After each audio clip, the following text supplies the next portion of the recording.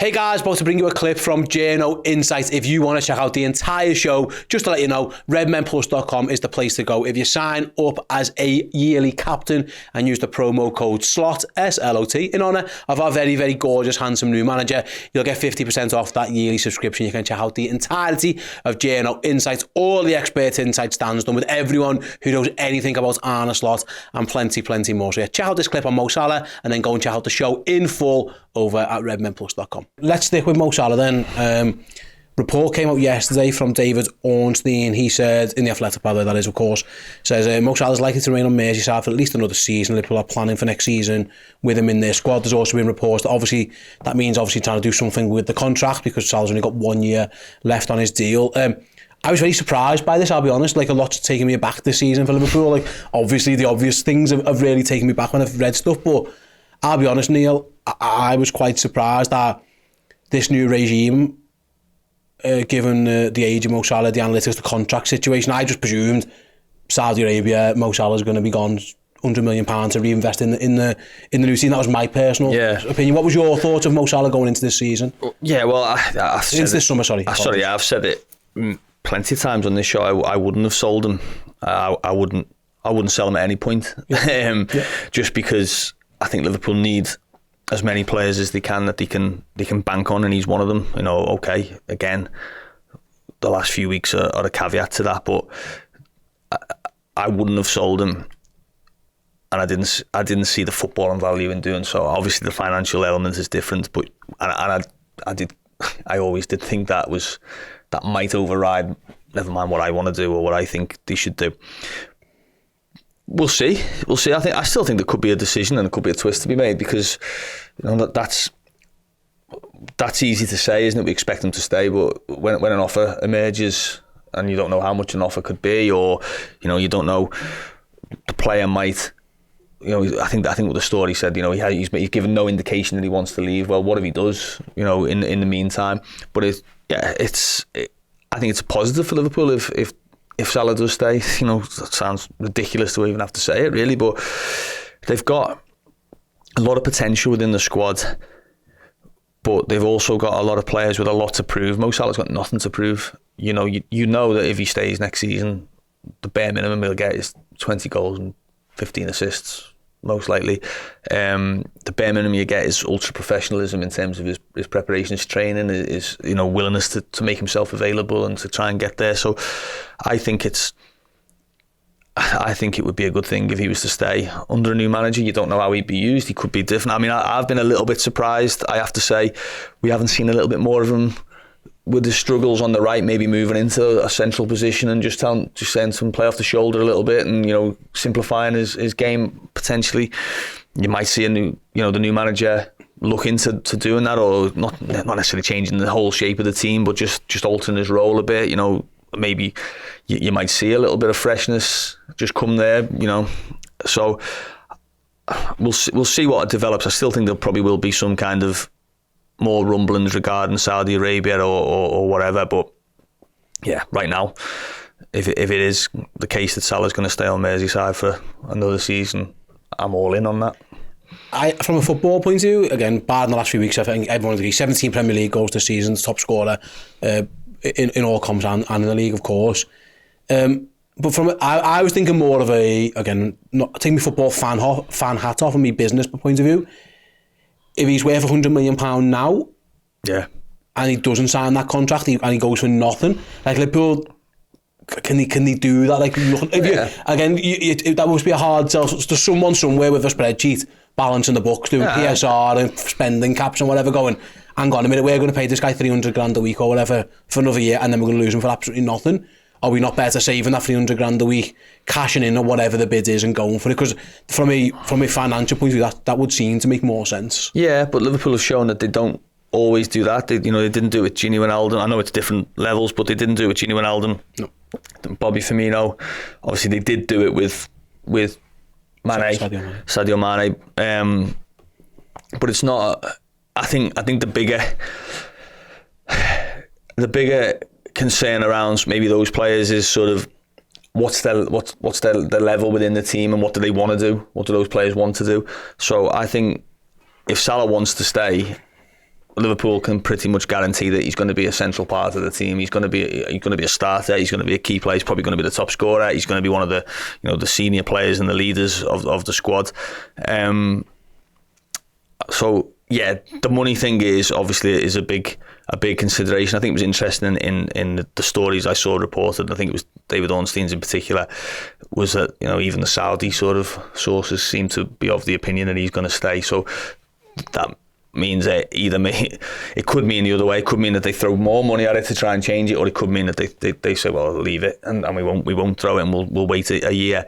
In which case there's no decision to be made. There's no Liverpool aren't going to force him out the door, I don't think. So yeah, of course the business and the football side to it is competing against each other a little bit. But I look at it, Liverpool are back in the Champions League. That they're obviously in a position where they're not too far away, despite everything that's gone on again in the last few weeks. They're not too far away from the top of the Premier League. If they can get a couple of big decisions right in the summer, and obviously they've made one big decision already in terms of the next manager. If they can get a couple more big decisions, then they're close to being back into winning, competing for obviously the biggest honours around. So, yeah, I don't think it's. I never bought into the fact that you just take the money and sell him. Otherwise, I think Liverpool might have done it last year. I think it looks like they feel that he's going to stay this year, but as I say, we might see. It depends maybe what money gets put on the table. Yeah, I suppose. I mean, the indications are in most of the stories that Salah's happy as well. Like that was the other thing on this. Like, if he doesn't want to go, then there's no decision to make. There was a story, wasn't it, or a tweet that his agent put out where he said if we wanted to leave, we wouldn't have signed the contract. Now he signed the contract, which has obviously got another year to run. So you could imply from that he's committed to the 3 years. It wasn't as long a term contract as you sometimes sign. I know his age is factored into that. So there's every reason to suspect that his plan was, no, I'm having the next 3 years here, and then I'm going to decide what I do with the rest of my career. I think he's still too young personally to be, he's got too much to offer the top level of European football to go to the Saudi League. I've always thought that from his point of view, as a player and as a character.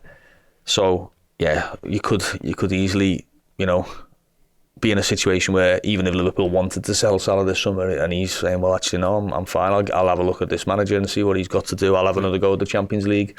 I'll see if we can win the Premier League. I'll try and prove a few people wrong, maybe even, I think people have been very quick to jump into this kind of, 7 years of good form followed by 7 weeks of bad form, and people focus on the latter.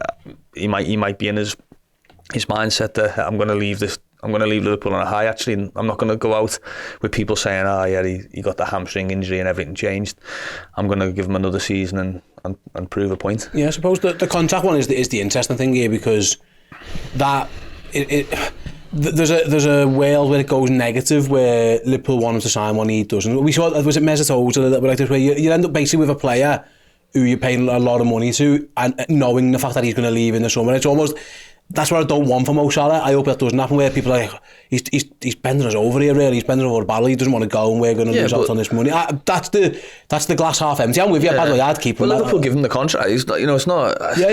He's not held anyone at gunpoint and forced him to do it. Liverpool give him a 3-year contract, presumably with the idea that for 3 years we're willing to pay him this kind of money. So, and I don't know about Ozil, but I don't think Salah's going to be in a position where he's this guy picking up his wages and ringing up and saying, sorry, I've got a bit of a tweak, I'm not going to train today. He's going to be Mo Salah, and he's probably going to be one of your better players. There's all the evidence suggests that he will be. He'll be your top scorer, and he'll be one of your top providers, and he'll be one of your top appearance makers, and all these things. So I can't see that it would. I suppose the only way I could see that it would go south in terms of his relationship with the club, the supporters, would be if he come out in January that he's going to City, or he's going to Chelsea at the end of the season, or he's already lined up his next club, and then you've got a few months where it's like, well, really. But I think if Liverpool were willing to move the needle for him to stay, and that was only 2022. It was, 2022 after the Champions League final, wasn't it?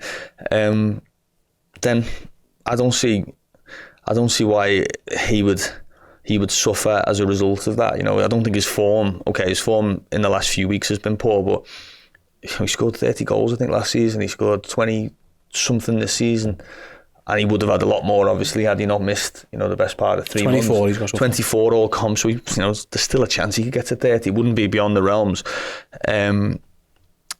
He's not, I don't think he's there's any sign that his motivation's dropped or anything like that. Maybe his frustration's grown a little bit, and maybe he's had to deal with something new in terms of getting a muscle injury, but I still think he's very much one of Liverpool's key players and better players and most committed and dedicated. Absolutely. I suppose I was thinking along the lines of the Harry Kane thing, of that Ange Postecoglou, when he went to Tottenham, he never had Harry Kane in the first place, so it's kind of like not my problem. Yeah. It's a new era and I'm part of it.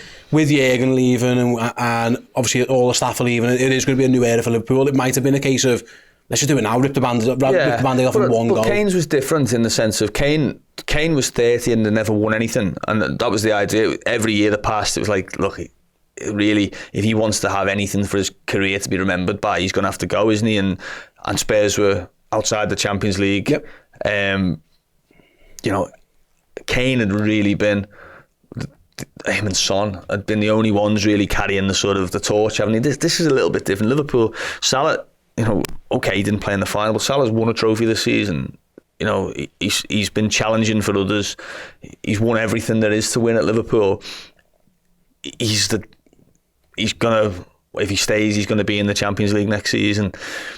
It's not a case where the new manager's having to deal with a player who's too big for the club, really, and his ambitions are beyond what the club can give him. So yeah, I think it's a little bit different to that. Obviously, you wouldn't want a situation where, let's say, Slot suffered and didn't hit the ground running, and then you see maybe Salah, starting to look around, think, this guy, I don't think we'll get that. But the Cristiano Ronaldo, Eric Ten Hag kind of situation where it's a bit like, seriously, you're making me work with this guy. I don't think we'll get that with Salah. And I think Liverpool have got a more persuasive case than Tottenham ever had with Kane to stay and say, well, look, this is what we can give you. I suppose the question, Michael, and this is all hypothetical one more time, Neil, is like, last year on deadline day, they rejected £150 million, and they were right to do so. First of all, it was too late to sign anyone else. Yeah. And also, Mo Salah, at the start of the season, has proven again, with 24 goals, no comps, Liverpool would have been in a much worse position. They probably wouldn't be in the Champions League next season without him, so it's fair to put all that in.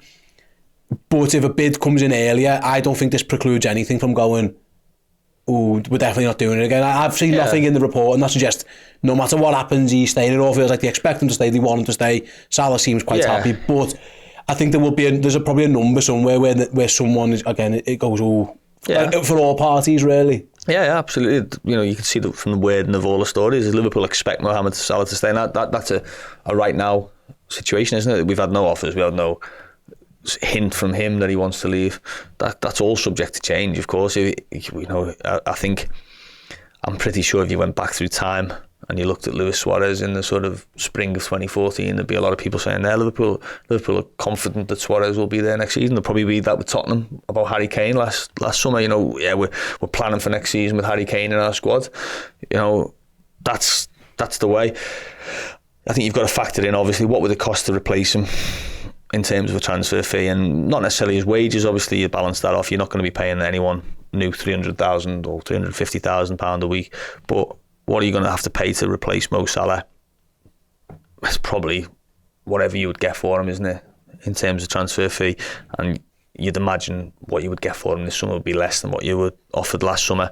So, that's, again, if you factor in the business element to it, then that's to be considered, isn't it? I don't see a player who can come in and be better than Mo Salah straight away. I can see someone who can come in and become a very good player for Liverpool, but you're going to have to spend that money as well. So it's not a case of great, there's money for nothing. It's money that's going to have to go back out somewhere.